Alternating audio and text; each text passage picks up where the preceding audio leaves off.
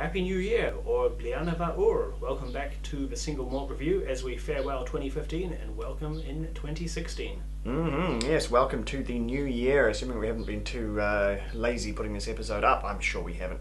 Hope you're all keeping very well in the new year. And rather than do anything too complicated with this, we thought we'd just catch up for a bit of a New Year's chat and talk about the things we were excited to see in the new year of whiskey coming up. So what's on your horizon, Dave? 2016 is going to be an interesting year in a few ways. One thing I'm personally looking forward to is seeing what comes out of Wolfburn, the relatively new Highland distillery. They've been releasing some fairly young spirits so far. They don't yet have anything they can call whiskey, but in 2016 they'll finally reach that magic 3-year spirit age, which can then start calling it Scotch whiskey. So in due course we'll see hopefully big things, great things from them. And the reason this is particularly interesting to me is not just because we're a new distillery in my favourite region, but because how visible the process has been. And they've had a really strong social media presence, so anyone who's been following their work has been able to see from start to finish, from the very foundations through to actual production, how the process goes. And that is, I think, a big step forward in terms of demystifying whiskey, making it less of this alien alchemical process and more something actually being done by people, something people can see and connect with. Consumers these days like to at least feel that they're in the loop and in the know regards what they're consuming. And I think what Wolfburn have been doing, have been giving people a way to connect personally with that process. I'm keen to see how it goes. Yes, indeed. No, we're going to see more and more of these truly modern distilleries pop up in next year and then in the years following on, because for the first time in really a long time we're seeing quite a boom in construction.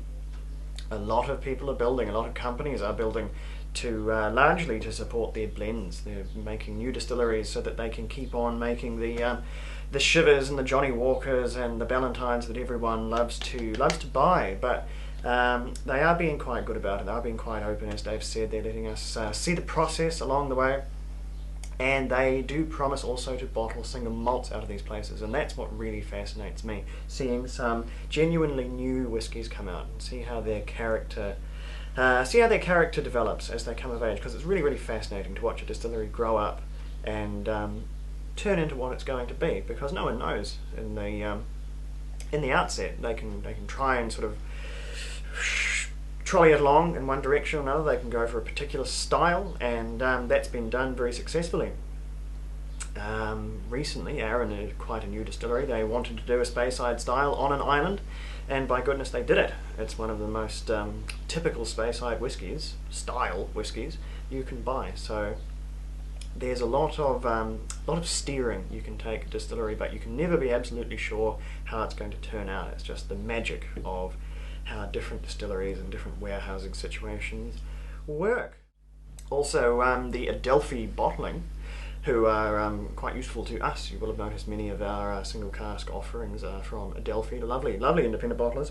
They built their own distillery off in the Ardnamurchan Peninsula, off on the west coast of Scotland.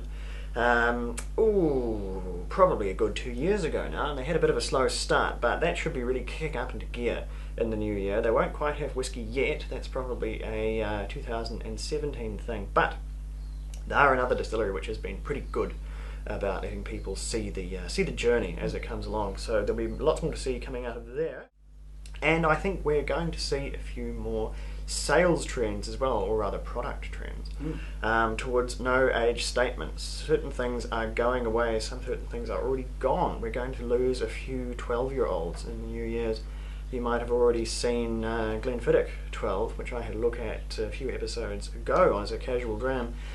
Did I say Glenfiddich? I meant Glenlivet. It's going to go away, and it's going to be called the Founders Reserve or the Private Reserve or something, but it's going to be a no age statement. They're trying to save up their mature whiskey to go heavier into their very, very premium age statements, and on the other end sell more of their sort of mid-range whiskey to more people. And I don't really have any qualms about that, so long as the new formulation is good.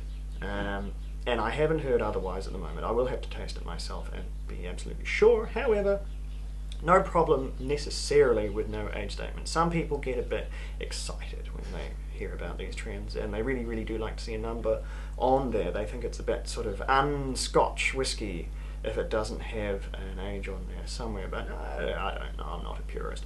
What do you think about that one, I'm Dave? confident we'll keep seeing age statements out there. It's a way of seeing variation across a single label. You have your 10, 12, 15, etc. for whichever whiskey it may be, and you can really taste and feel the difference.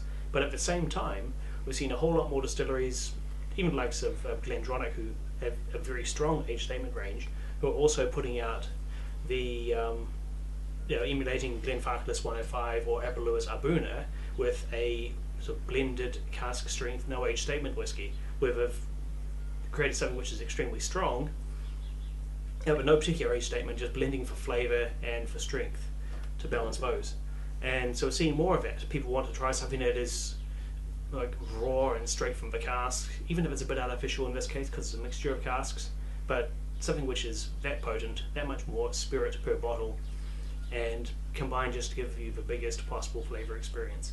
That's been interesting, seeing that come to the forefront. It's not a new thing, of course, but it's interesting the way it's spread and whether it's going to stay that way, if more and more distilleries will do that, and the age statement whiskies will kind of still be there but take a bit of a back seat for a while.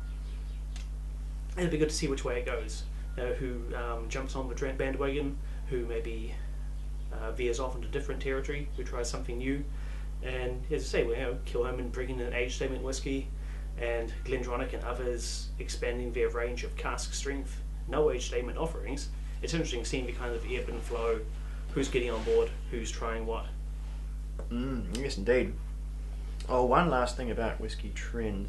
What I'm going to very hopefully predict is that we'll see even more trends along the lines of no colouring and no chill filtration, because I've started seeing them this year. Finally, the brands, the producers are learning, and the whiskey geeks are getting their way. And I think that's really in large part to the good work done by, quite significantly, Ralphie of Ralphie Stuff, who, if you're watching us, I can only assume you're familiar with. He really was one of the pioneers, and remains one of the pioneers, of doing the sort of whiskey stuff on the internet. So hats off to him. I really think he and other people like that have made an impact.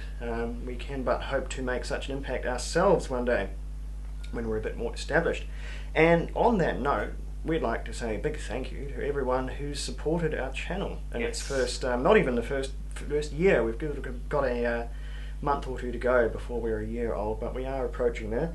We'll try and hit our 50th episode at around the 1 year mark. We'll just have to see how things line up. And we really couldn't have done it without the people who have tuned in, and especially those people who have given us suggestions and comments and everything like that, because it would just seem a bit pointless without you guys. We'd be in a room talking to ourselves. So thank you very much for the support, and we hope to get only bigger and better in the years to come. And as for that, I don't think we're going to be doing anything monumentally different next year. We will be, well, actually I'm going somewhere, but I'll still hopefully get you some whiskies, because it's going to be Scotland. I'm going straight to the source in February next year, and I'll hopefully be able to bring a little camera along with me and get some footage out from the old country, and that could be really quite exciting. So we'll just have to see.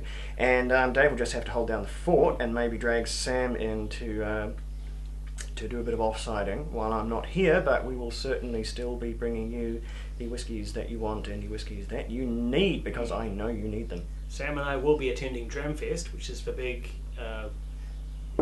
whiskey festival locally. Happens every 2 years. Thankfully 2016 is going to be one of those years. It's going to be hopefully a grand occasion.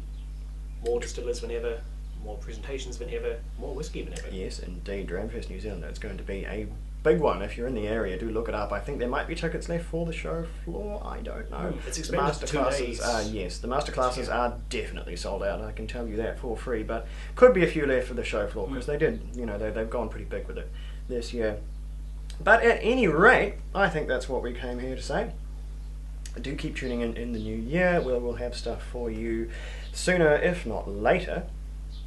If you've got any whisky trends or thoughts that you're looking forward to in the new year, or just some more suggestions to give us a few bit of fodder, bit of ideas, do post them in the comments, and we always read them, and we almost always reply. So there you go. What other whisky channel can you say about that? So, from Tim and Dave at the Single Malt Review, have a very happy and safe new year. Have a lot of lovely drams, but maybe not too many. Oh, go on. It's New Year's. Might as well. Slanja, keep safe, and we will see you very soon.